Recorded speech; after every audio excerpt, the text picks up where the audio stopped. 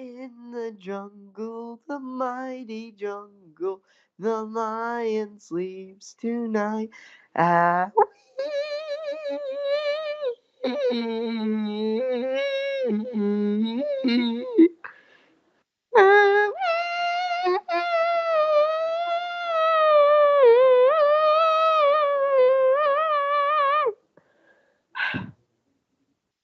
D&D. We did a D&D thing. I made the script. They didn't. I'm the DM. I did everything, and he's here just to help me keep my points straight, even though he doesn't know what he did in the campaign. Don't worry about it. So he's the, what's a kind word? Stupid Rock-Gnome. And then we have Ow. our Dragonborn drag queen, which isn't really a drag queen, but... So in the small town of Rivertide, the party is coming through, and they notice a few ships out far in the distance, yet they can tell that they're not coming anytime soon. So what does the party do? Okay, so the drag queen, dragonborn, dragon, and the Rock-Gnome, we go and head off into Rivertide, and the drag queen, dragon,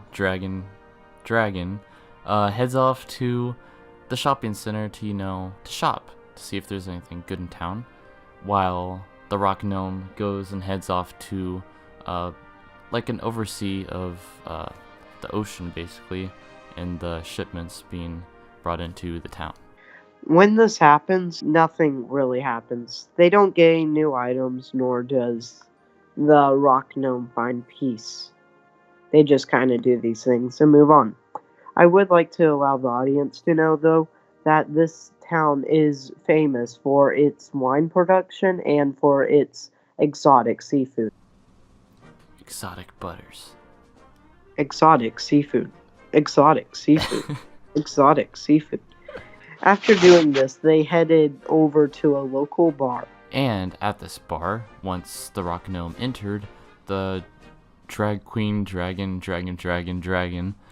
followed along. He followed along, and as they entered, they saw this fight going on between a human bard and a halfling rogue. And as they saw this happen, they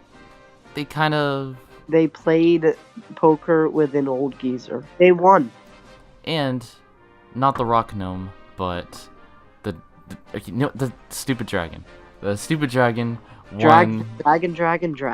The drag queen, dragon won against the old geezer and stole a hefty amount of the old man's stuff, and he wasn't sad. He was over thrilled that I got to play poker with him. So after he lost a hefty amount of his coinage, as did the Rock-Gnome, he had enough at that point to where he just left, and he decided to check out the fight that was still happening after the game of poker. And after robbing this old man and out of his life savings, these two people were just causing such a racket. He said, "Shut it." And clearly the drunker of the two became very upset about this. Why is everyone stealing coins from me? And just started trying to beat the crap out of him, but because of his drunkenness and insanity, he was unable to do anything worthwhile. I would also like to point out that they knew that they were fighting the person who was not a cheater at poker, yet still fought him, even after the bartender told them that he was a good man. But no.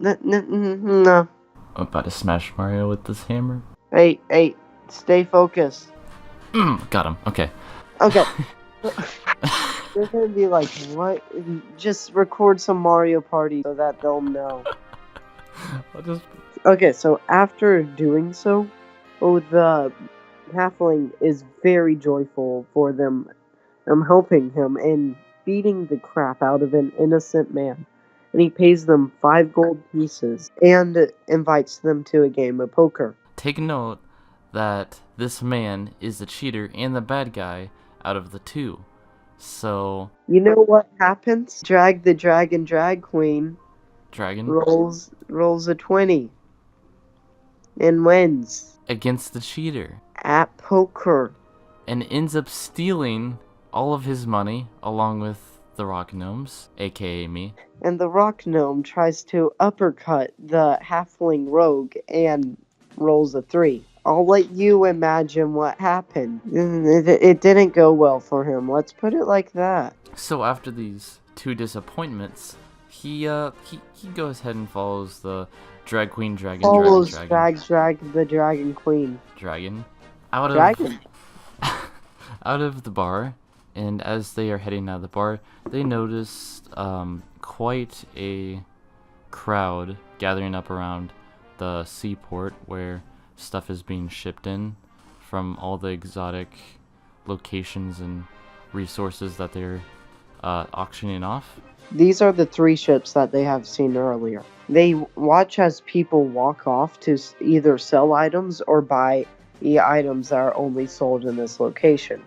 But what most of them go for is the winery. The players see this, yet they don't really care. So, they just watch, and the drag queen drag queen dragon notices this and is like, huh, okay. And he buys this item and realizes it doesn't have much use. It's just very glamorous. But also take note that in the process to get this item, he had to beat this other bidder into a pulp and hush the crowd. Yeah, and the auctioneer did not notice this, regardless of them being on the first row. The captain, however, did see this and invited them onto his ship. And here's how that went. The captain was offering Drag the Dragon Queen in a job as our Rock-Gnome here jumped up onto the wheel trying to maneuver the ship.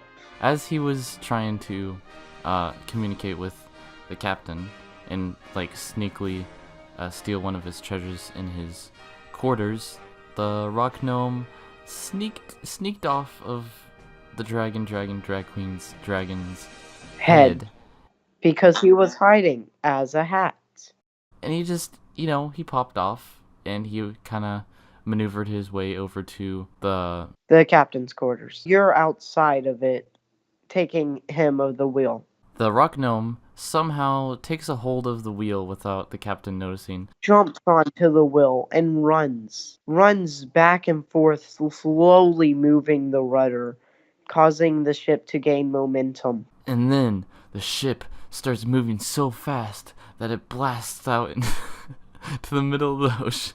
Pull the bearings to the port, just whip the port apart. As you see the rudders of the ship ascend to ludicrous speed. No, that didn't happen. I wish it. I should have narrated it like that.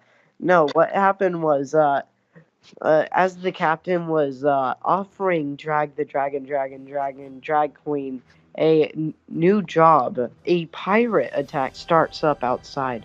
You hear screams of terror, or begging for mercy, crying, and they don't care really. But the captain seems extremely concerned and walks off the ship to try to help these poor innocent people. As doing so, dozens of families run on trying to get on the ship to protect their children, and these 2 boneheads cut the ship loose and drive it away. Or did they? I don't know, because I haven't narrated the next thing yet. Find out next time on Dragon Ball Mario Party. Dragon Edition.